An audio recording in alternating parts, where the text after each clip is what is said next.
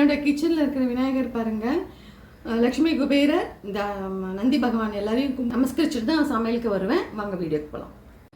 நான் வந்து இன்றைக்கி ஃப்ரிட்ஜில் ஸ்டோர் பண்ணி வச்ச நல்லா கருப்பாகாமல் வதங்காமல் எப்படி புதினா ஃப்ரெஷ்ஷாக இருக்கணும் அப்படிங்கிறத நான் சொல்லி காமிக்கிறேன்.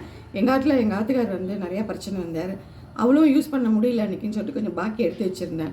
ஒரு 10 நாள் ஒரு வாரம் இருக்கும் மறந்துட்டேன். அதுக்கப்புறம் அதை எடுத்து பார்த்தா இதேமாரி ஃப்ரெஷ்ஷாகவே இருந்தது. ஓஹோ அப்படின்னு சொல்லிட்டு இதை வந்து என்னோடய ஃப்ரெண்ட்ஸ்க்கும் சொல்லி காமிக்கலாம் அப்படிங்கிறதுனால தான் நான் இன்றைக்கி இந்த டிப்ஸ் எடுத்திருக்கேன்.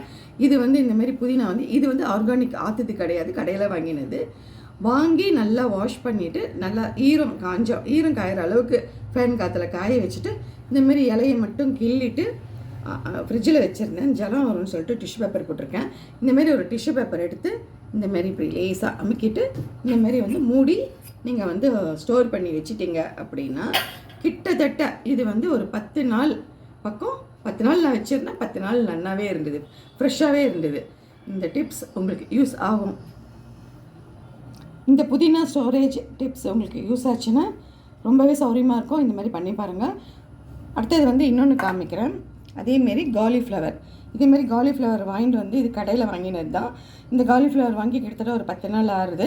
உங்களுக்கு காமிக்கிறதுக்காகவே நான் அதை யூஸ் பண்ணாமல் வச்சுருக்கேன். இந்தமாரி வந்து பூலேருந்து இந்தமாரி குட்டி குட்டி பீசஸ் எடுத்துகிட்டு இந்தமாரி ஒரு டிஷ்யூ பேப்பர் போட்டு மூடி நீங்கள் வச்சுட்டீங்க அப்படின்னா இந்தமாரி பாருங்கள் 10 நாள் ஆனாலும் நல்லாயிருக்கு. இதுவும் உங்களுக்கு யூஸ் ஆச்சுன்னா இந்த டிப்ஸ் நீங்கள் யூஸ் பண்ணிக்கலாம்.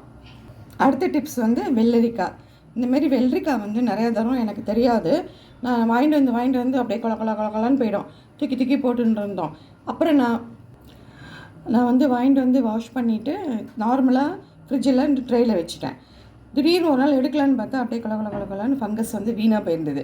அதுக்கப்புறம் நான் யோசித்தேன், இந்தமாரி வந்து டிஷ்யூ பேப்பர் போட்டு இந்தமாரி நம்ம வந்து சப்பாத்தி ரோல் பண்ணுற மாதிரி பண்ணி வச்சிடலாம் அப்படின்னு சொல்லிட்டு இந்தமாரி 2 வாங்கிட்டு வந்து பண்ணி வச்சேன். இதுவும் காலிஃப்ளவர் வாங்கிட்டு வந்து 10 days ஆகுது. இப்போவும் நல்லா இருக்குது பாருங்கள்.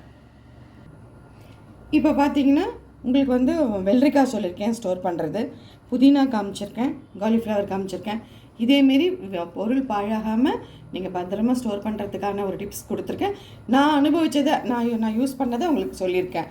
இந்த டிப்ஸ் உங்களுக்கு பிடிச்சிருக்கு அப்படின்னா லைக் பண்ணுங்கள், ஷேர் பண்ணுங்கள், ப்ளீஸ் சப்ஸ்கிரைப் பண்ணுங்கள். Thank you, bye, take care.